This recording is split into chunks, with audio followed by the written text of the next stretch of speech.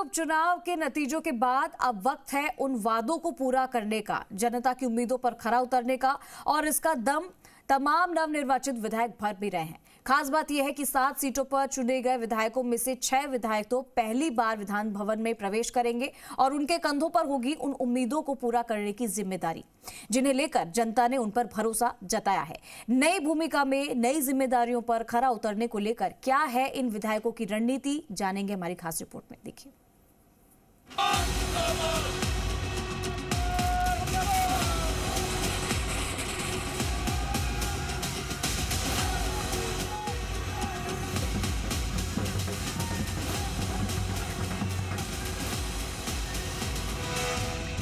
राजस्थान में बीजेपी सरकार की पहली सालगिरह से पहले देश की जनता ने बीजेपी को बड़ा तोहफा दे दिया।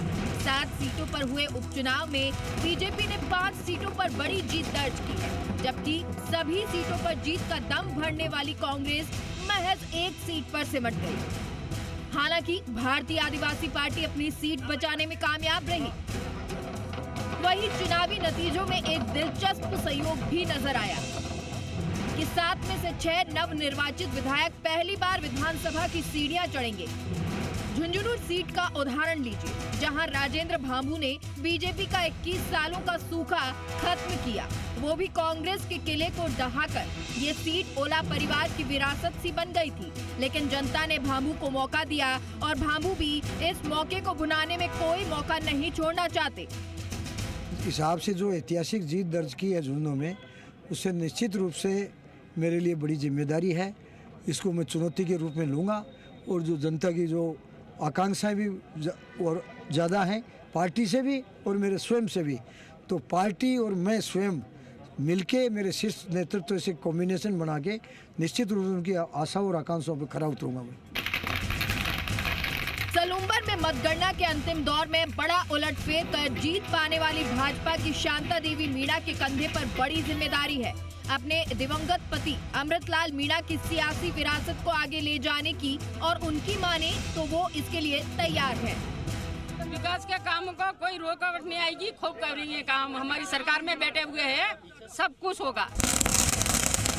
उधर 84 में कारीलाल जैसे अनुभवी चेहरे को मात देकर अनिल कटारा ने विधानसभा पहुंचने का सफर तय कर लिया है। यूं तो इस सीट पर बीजेपी का दबदबा रहा, लेकिन अनिल के सामने जनता की उम्मीदों पर खरा उतरने की चुनौती है और वो इस चुनौती से पार पाने की तैयारी में है। ये रहेगी कि हम शिक्षा की ओर जाएंगे। हमारे स्कूलों की जो स्थिति है उसको सुधारना, और हमारे स्कूलों में जो शिक्षकों की कमी है, उसमें जो विभाग है हमारे, और साथ ही कई सारे ऐसे विभाग है जिसको हम व्यवस्थित देख करके वहाँ कार्य योजना बना करके तमाम विभागों में काम करेंगे। वहीं खीवसर में नया इतिहास रचने वाले बीजेपी के रेवत राम डांगा ने तो अपनी जीत को जनता को समर्पित कर दिया और कहा कि उनकी कोशिश रहेगी कि क्षेत्र का विकास और जनता की समस्याओं का समाधान प्राथमिकता के आधार पर किया जाए। खीवसर का एक नया भविष्य होगा, खीवसर का चहुमुखी विकास होगा और सत्ता में भागीदारी होगी, तो खीवसर का भाईचारा भी वो आगे अपन सब 36 गाँव को साथ लेके चलेंगे।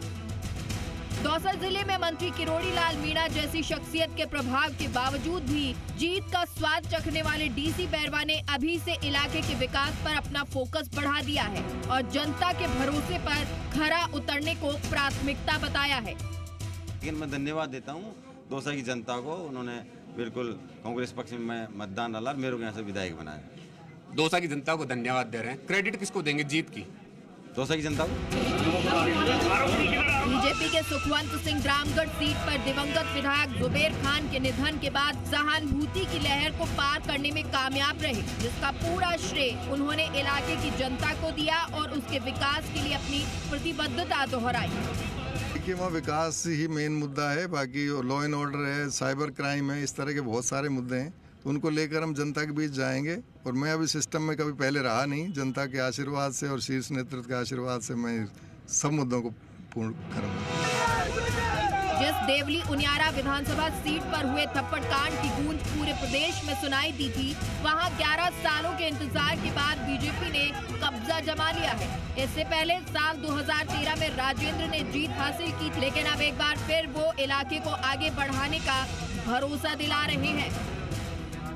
हमारी प्राथमिकता जो केंद्र की योजनाएं चल रही है, राजस्थान सरकार की योजना चल रही है, उनको अंतिम व्यक्ति तक पहुंचाने का हमारा लक्ष्य रहेगा कि आम आदमी तक वो योजना पहुंचे, उसका सही जगह उपयोग हो, दुरुपयोग नहीं हो, भ्रष्टाचार कम हो, ख़त्म हो और अच्छे जो हमारे लोग वंचित है अब तक सरकारी योजना से उनको लाभ दिलाएंगे।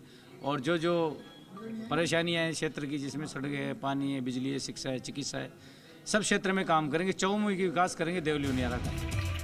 जाहिर है जनप्रतिनिधि बनने के इस नए अनुभव को लेकर इन नवनिर्वाचित विधायकों में खासा जोश और योजनाएं हैं, क्योंकि इन सीटों में कुछ ऐसी सीटें भी रहीं जहां बीजेपी ने सालों साल बाद जीत का स्वाद चखा है।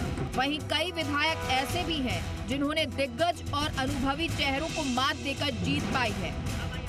बस इंतजार है तो उस जनता की उम्मीदों पर खरे उतरने का जिसने इन्हें अपने सिर माथे पर बैठाया है। ब्यूरो रिपोर्ट, जी मीडिया।